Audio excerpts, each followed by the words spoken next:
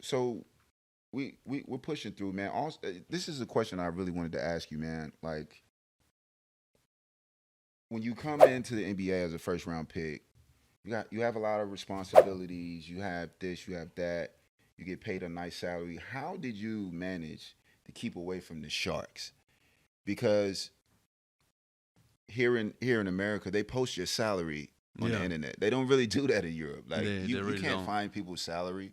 They play EuroLeague. If they play First League France, Right. Pro A or whatever, you don't see people's salaries online. But over here, as soon as you saw the salary, they like boom. Yeah, This is how much money he's making. yeah. So how did you avoid the sharks and people just trying to poach you and get this and get that? Was it difficult for you? Did you have somebody to step in on your behalf and say, "Yo, hold up, stay back"? How do you navigate those waters? It was hard. It was hard Mm. because And people always gonna tell you can make a billion. yeah, exactly. Invest in this. You Yeah. always got like the friend of the somebody that you know and be like, hey, I got this amazing idea that can work. And I mean, you get burned sometimes. I got burned like probably one time, one good time, Okay. and I learned from it. Okay. You So know, you just. yeah, I learned from there, and then I was just like, be careful who I was trusting with my money, and I got burned by my financial advisor. Oof, So that's it was a cool because I mean it was the common beginning issue. of my career. It was my first contract, so I didn't lose a lot. All So right. it was fine with me. Still pissed me off because I lost money, but at the end of the day, like I just be careful who I was trusting with my money in business. So I just started being more into it and basically learn more Yeah. because they put you in this league, they get you a big contract, and and I see all the time. You see like a lot of people, most of the American players that make it into the league, most of the time come from the hood, and Yep. they get like a lot of money, and then they have family members, cousins, and stuff like that leech. Yeah. They're just there say and make you feel bad because you don't pay for this stuff. You don't give them cars or house. They call it a survivor's remorse. Yeah, So you and then made a it lot of out. guys Yeah. don't know how to say no, and they feel guilty because they feel like they own them something, So, and we had like conversation to be able like, hey, you gotta learn how to say no and learn from it, because otherwise you're gonna be one of those stories and be like, hey, this guy end up being Yeah. broke because of his family, and there's mental issues, stuff like that because.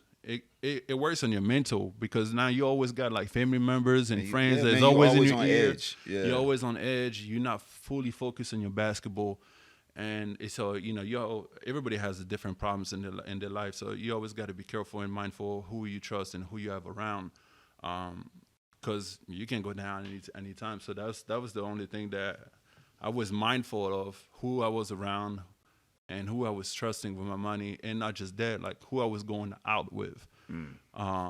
because The, again, like the it's homies so can many get you hemmed up, stories. bro. Yeah, so many stories, and I saw it all so many times. Also, guys, their friends got them in a situation that they should not even be in Yeah. because they didn't do no drugs and they didn't do no drinks and everything, but their friends was. Yep. They were doing that. Getting in fights and all kind of crazy stuff. Yeah, so now Yeah. I'm getting in fights and stuff like that. Now their friend names, are not in the newspaper.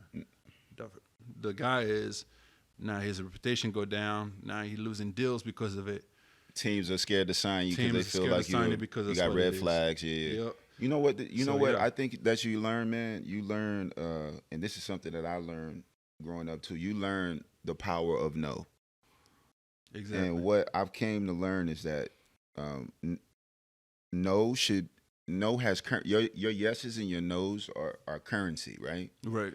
And the thing is, if you keep saying yes all the dang time, when it's time for you to say yes to yourself, you don't have anything left. Yeah.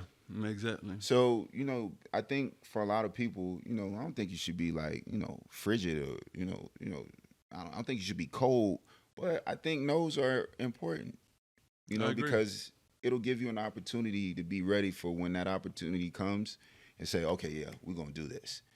And, for you, maybe you didn't quantify it in that way, But you started to say that you learn from getting burnt. A lot Yeah. of guys, they just, oh man, well, maybe I can make 100K over here. I mean, 100 million over here.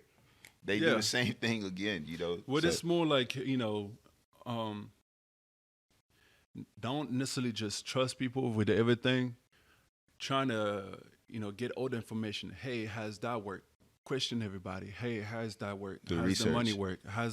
Do your research. Learn from your business that if somebody wants to invest you in it. Just ask them a simple question. What is the business plan?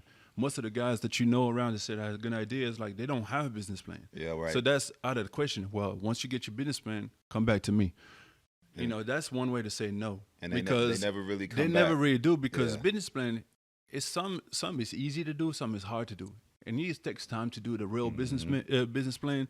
So they're not necessarily going to do it. So they're not serious with that. You're already out of the question that.